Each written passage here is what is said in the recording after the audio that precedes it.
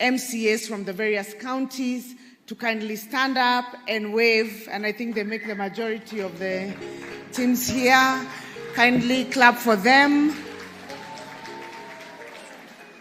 Thank you very much. And finally, I would like to recognize the deputy governors, female deputy governors who are here. I think the ones who are here are female, not that I'm leaving out the men. And I will just call your name and you wave. Her Excellency Dr. Yulita Mitei from Nandi, Excellency Lucy Mulili from Makueni, Excellency Jennifer Mbatiani from Bungoma, Excellency Christine Kilalo, Taita Taveta, Excellency Philomena Kapkori, Trans Nzoia, Excellency Professor Grace Cheserek, Elgeyo Marakwet, Excellency Flora Chibule Kilifi, and Excellency Rosemary Kirika from Kiambu. We recognize you and feel at home, and thank you for coming. Your Excellency, I know time is gone, and I will be very brief.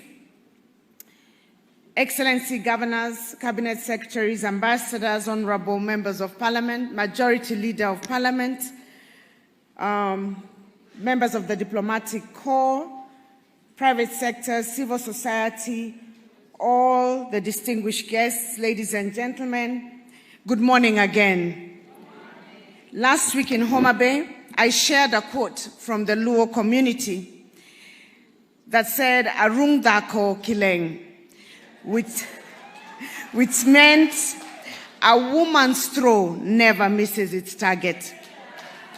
And today, as women governors, the women parliamentarians and MCAs in this room, and all the leaders, we promise not to miss this throw for the Kenyan women. Welcome to the G7 strategy launch.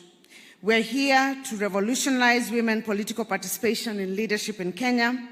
I am elated and eager to contribute to this historic journey that will inspire many women in Kenya to offer themselves to compete and take up leadership positions at the highest levels possible. Ladies and gentlemen, gender equality and women's empowerment is both a moral cause and an economic necessity. Women's active participation in public and political platforms builds resilient democracies, ensures political stability, promotes sustainable development, and will achieve the desired economic progress. Let us journey back together to 2013, when not a single female governor was elected in that election. A marginal improvement was recorded in 2017, where 3 women were elected as governors. We unfortunately lost one of our sisters, the indomitable Her Excellency, the late Dr. Joyce Laboso. May her soul continue resting in peace.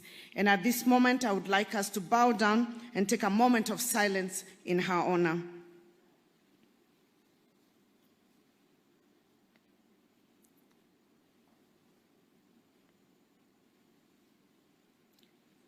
Thank you. Today, the G7 reflects progress in women's political leadership as CEOs of county governments.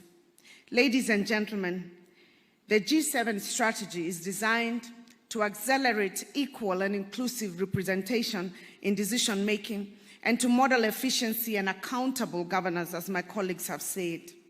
The strategy aims to showcase the transformative leadership we strive to deliver on the promise of devolution, while serving as a positive example to younger women or older women seeking access to leadership.